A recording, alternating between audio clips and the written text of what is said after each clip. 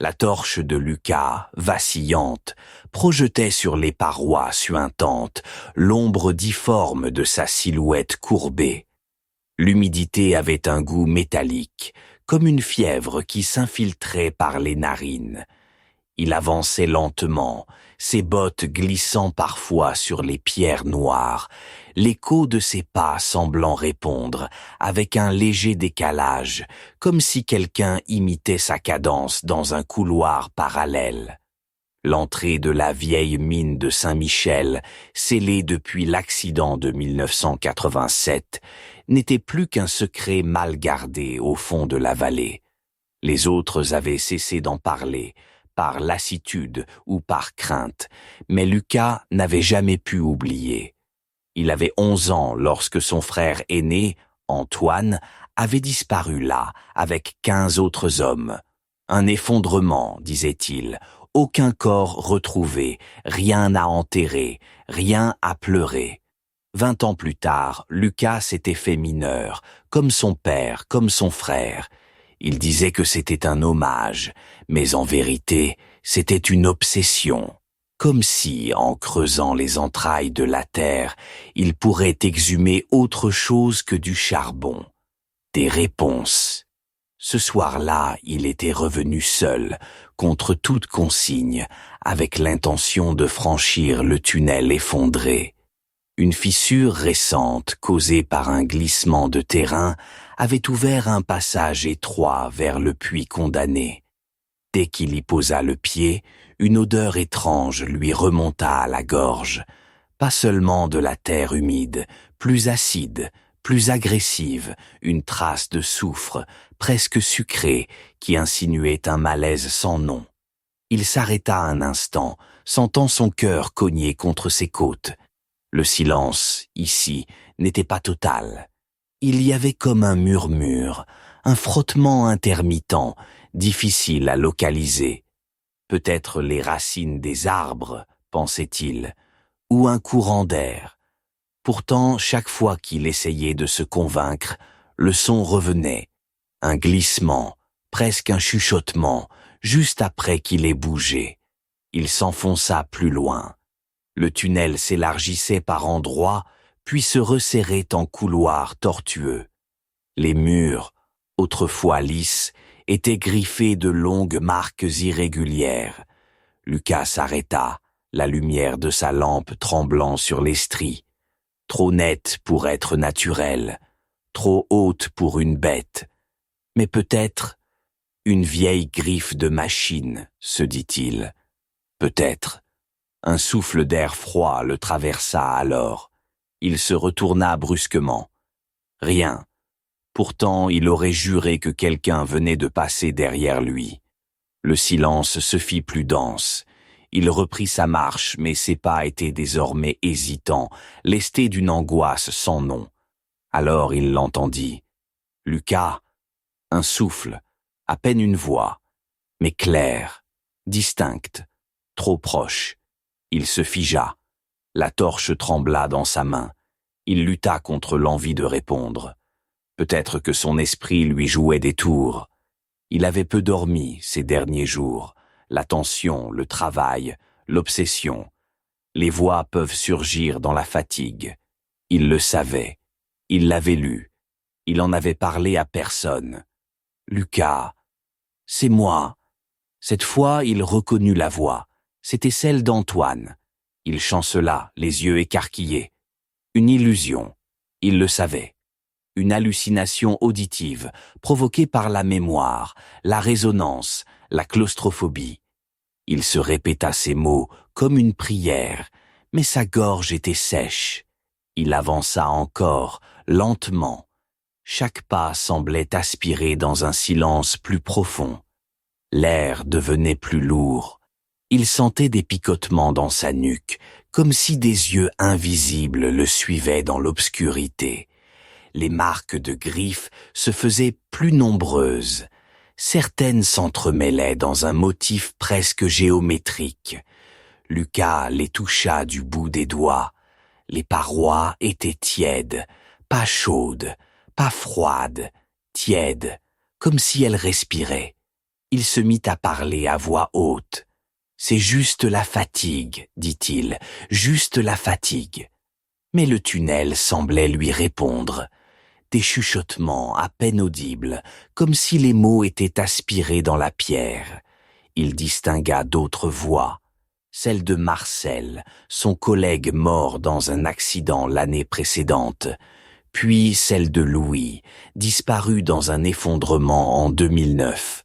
Tous des hommes qu'il connaissait, tous morts sous terre. « Pourquoi tu es venu, Lucas ?» demanda une voix. Il s'arrêta net. La lumière de sa torche se mit à vaciller. Il la secoua. Elle s'éteignit une seconde, puis se ralluma. Mais le couloir avait changé. Les parois n'étaient plus les mêmes. Elles semblaient plus étroites, plus sombres, comme si la roche s'était refermée sur lui. Il tenta de revenir sur ses pas, mais le chemin derrière lui n'était plus qu'un boyau étroit qu'il ne reconnaissait pas. Il se sentit pris au piège. La panique monta. Il se mit à courir, haletant, trébuchant sur les pierres, les cordes abandonnées, les outils rouillés. Les voix s'intensifiaient. Elles l'appelaient toutes. « Lucas, reste. Tu dois... » Il tomba à genoux. Devant lui, une ouverture. Une salle creusée à la main, circulaire, basse de plafond. Au centre, un autel de pierre brute, couvert de suie et de symboles gravés. L'air y était plus chaud, presque oppressant. Les murmures devinrent un grondement. Il s'approcha, fasciné malgré lui. Sur l'autel, une vieille lampe à huile, encore allumée. Impossible. Il n'y avait personne ici depuis 30 ans. Et pourtant, la flamme dansait, vive. Lucas sentit une pression sur sa poitrine, comme un poids invisible. Il tenta de reculer, mais ses jambes refusèrent de bouger. Les voix montèrent, en un chœur discordant. Elles ne suppliaient plus, elles exigeaient. Il vit alors les marques au sol, des empreintes humaines, tournant en rond autour de l'autel. Certaines profondes, comme si elles avaient été gravées par le pas répété de quelqu'un piégé ici. Un souffle chaud lui heurta la nuque. Il hurla, mais aucun son ne sortit. Une forme indistincte se dressa derrière lui. Pas une silhouette, une absence de lumière, un creux dans l'air. Il tenta de fuir, mais ses bras se figèrent, les parois vibraient, les voix se tordaient, devenaient des cris, des rires, des incantations. Il comprit alors, dans un éclair de lucidité douloureuse, il n'était pas venu chercher des réponses. Il était venu parce qu'il avait été appelé, guidé, préparé. La mine ne voulait pas qu'on l'oublie. Elle exigeait, elle prenait. Il sentit la pierre sous ses doigts, l'autel vibrer sous sa peau. Il voulut résister, mais une chaleur monta en lui, comme un feu intérieur. Son regard se troubla. Des visages apparurent dans la pénombre, des hommes, ses collègues, son frère, leurs yeux vides, leur bouche articulant des mots qu'il ne comprenait plus. Une dernière pensée traversa son esprit, floue, irréelle. Peut-être que tout cela n'était qu'un rêve, une fièvre, un délire. Puis la torche s'éteignit, et la pierre se referma. L'obscurité n'était pas vide, elle palpitait. Lucas sentit une vibration sourde sous ses paumes, un rythme lent, comme un cœur enfoui dans la roche. Pourtant, ce n'était pas le sien. Le sien battait plus vite, affolé, irrégulier. Celui qu'il percevait, lui, résonnait avec une régularité inhumaine. Il voulut se redresser, mais ses membres restaient engourdis, comme s'ils s'étaient enfoncés dans la pierre elle-même. Autour de lui, la salle semblait respirer. L'air bougeait sans courant, les ombres se déplaçaient sans lumière. Des choses glissaient à la lisière de sa vision, pas des formes distinctes, mais des courbures, des vagues de matière sombre, comme si la roche elle-même se souvenait de ceux qu'elle avait avalés. Un murmure traversa la pièce. Non, pas un murmure, une pensée étrangère, déposée dans son propre esprit. Pas de mots, juste une sensation, une faim patiente, ancienne, presque bienveillante dans sa cruauté. Puis, un détail impossible. La lampe à huile n'était plus sur l'autel. Elle était dans sa main. Et sa torche, il ne la tenait plus. Il n'en voyait même pas la trace, comme si elle n'avait jamais existé. Il se leva lentement, les jambes tremblantes, et tourna sur lui-même. Les murs de la salle circulaire semblaient avoir reculé, s'être distendus. Le plafond, jadis bas, s'était élevé. Il y avait maintenant des arches de pierre grossières, sculptées de visages indistincts, certains familiers. Il crut reconnaître la mâchoire de Marcel, la ride profonde entre les yeux de son père, et, tout en haut, figée dans la pierre, la silhouette d'Antoine, les yeux clos, comme endormi. Lucas chancela. Tout cela n'était pas réel, ne pouvait pas l'être. Mais il se souvenait maintenant. La nuit avant la disparition de son frère, il avait rêvé de tunnels, d'un hôtel, d'un pacte, à 11 ans.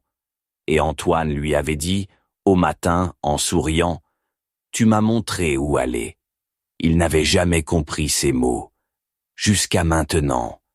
Un rire discret éclata dans l'obscurité, bref, étouffé, comme retenu par la gorge d'un homme qui ne voulait pas se souvenir qu'il savait rire.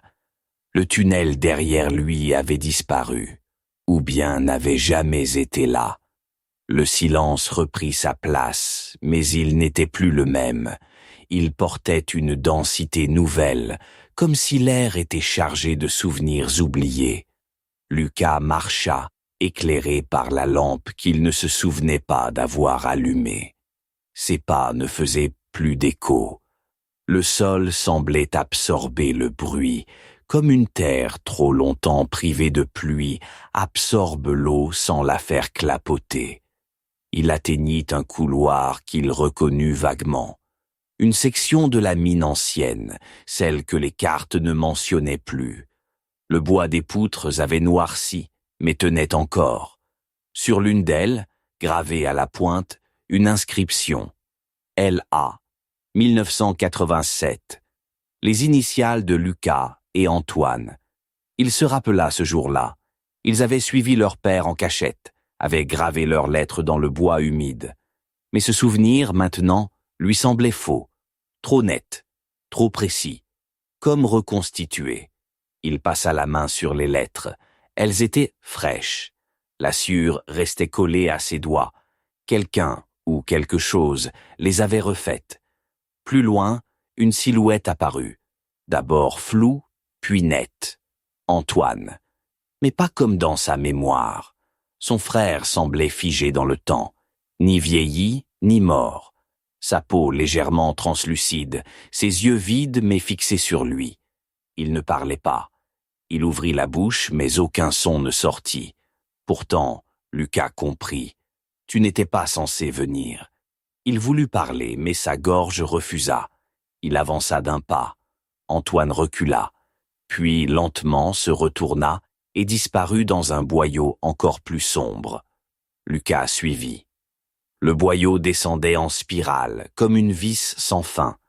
Plus il s'enfonçait, plus l'air devenait lourd, saturé d'un parfum sucré, rance, presque familier, celui des caves de leur enfance, où reposaient les pommes trop mûres, pourrissant lentement. À chaque pas, il sentait un flottement dans sa perception. Le sol semblait se déplacer sous ses pieds. Parfois, il avait l'impression de marcher à l'envers. D'autres fois, qu'il ne bougeait pas du tout, que c'était le tunnel qui s'enroulait autour de lui. Il vit des objets posés sur les rebords, le casque rouge de Louis, le couteau pliant de Marcel, un gant troué appartenant à son père. des reliques impossibles, toutes dans un état parfait, comme conservées intentionnellement. Puis, enfin, une porte métallique, rouillée, sans poignée. Sur sa surface, gravée profondément, une seule phrase: « Ce qui est donné ne peut être repris ». Lucas posa la paume contre le métal. Chaud, trop chaud. Mais il poussa. La porte s'ouvrit sur une salle immense, naturelle, une cathédrale souterraine. Des piliers de pierre brute se dressaient, déformés, comme des ossements géants.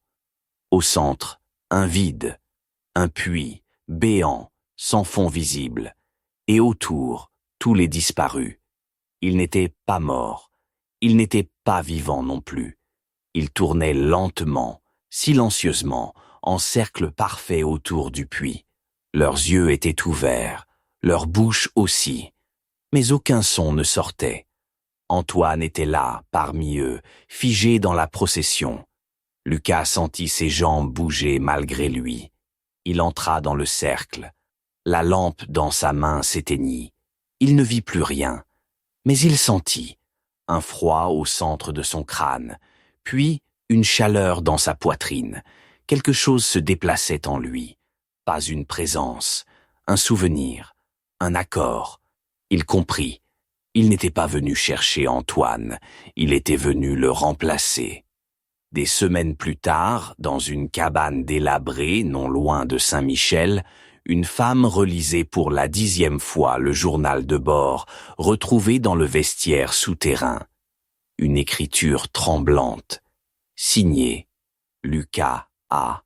Émilie, géologue et ancienne compagne de Lucas, avait reçu l'alerte après que son badge ait été utilisé dans la vieille mine. Elle n'aurait jamais cru qu'il retournerait là-bas, surtout pas seul. Mais elle avait suivi les traces. Dans le journal, des notes incohérentes, des croquis de symboles, des noms rayés, puis réécrits. Et cette phrase répétée 3 fois à l'encre noire: « J'ai montré à Antoine où aller ». Elle se souvenait de cette histoire, racontée un soir d'hiver, à voix basse. Le rêve de Lucas, enfant, la disparition du frère. Elle l'avait écouté sans vraiment y croire. Mais maintenant, elle sortit un vieux dossier. Le rapport de 1987, le plan des galeries. Une zone en particulier avait été masquée, grisée sur la copie officielle. Elle la traça du doigt. Une chambre de convergence, jamais explorée, non répertoriée. Elle appela le chef de section. Personne ne répondit. Elle tenta de sortir. La porte était verrouillée. Elle n'avait pas tourné la clé. Derrière elle, le vieux poste radio grésilla. Puis, une voix, trop faible pour être humaine, susurra. « Émilie ?» Elle se retourna. Une silhouette se tenait dans l'ombre, au seuil du couloir. Elle portait un casque rouge. Dans les profondeurs, le cercle tournait toujours, lentement, immuablement, et parmi les figures figées, une nouvelle silhouette s'était jointe. Elle ne portait pas encore le regard vide des autres. Ses yeux bougeaient encore, cherchaient. Mais sa bouche, elle, était ouverte, figée dans un cri inaudible. Le puits, au centre, s'était mis à pulser. Chaque battement résonnait dans la pierre, et à chaque pulsation, une silhouette s'effaçait un peu plus. Plus haut, dans la vallée, les fondations tremblaient imperceptiblement. Les murs des maisons pleuraient une humidité ancienne, et parfois, dans le silence de la nuit, on entendait un pas, puis 2, puis plus rien. Rien, sinon la sensation d'un regard, quelque part sous les fondations, un regard qui attendait et qui se souvenait.